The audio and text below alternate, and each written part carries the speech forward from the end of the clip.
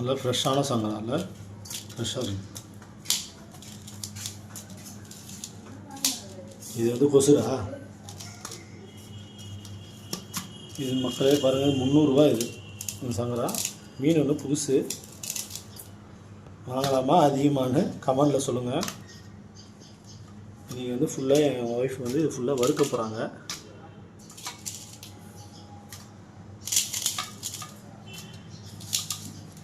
இது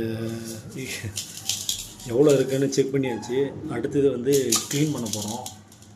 க்ளீன் பண்ணலாம் வாங்க.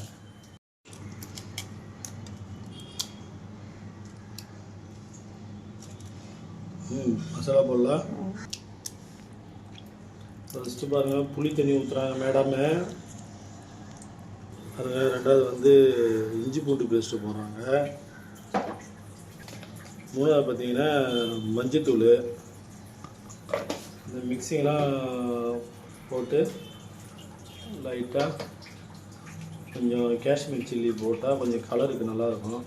காஷ்மீர் சில்லி போடுறாங்க. ஒரு கரண்டி. நல்லா பாருங்கள், மீன் இங்கே பல இருக்குது பாருங்கள். இது வந்து பார்த்திங்கன்னா ஐஸ் இல்லாமல் அப்படியே 3 மணிக்கு போய் பிடிக்கிற மீன் இது. இதே காரத்தூள் போடுறாங்க.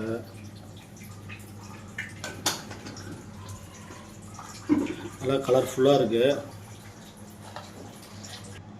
இப்போ கொஞ்சம் குழம்புத்தூள், நம்ம வீட்டில் அரைச்சி குழம்புத்தூள். இது கடை குழம்புத்தூள் இது, கொஞ்சம் வாசமாக இருக்கும்.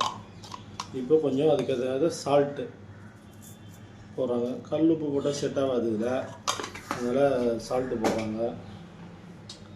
போட்டு லைட்டாக பெப்பர் தூள் தூவிட்டிங்கன்னா மேலே முடிஞ்சிது. அப்படியே மிக்ஸ் பண்ணிக்க வேண்டியதான். மிக்ஸ் பண்ண போகிறாங்க. ஸ்டார்ட். மிக்ஸ் பண்ணுறாங்க.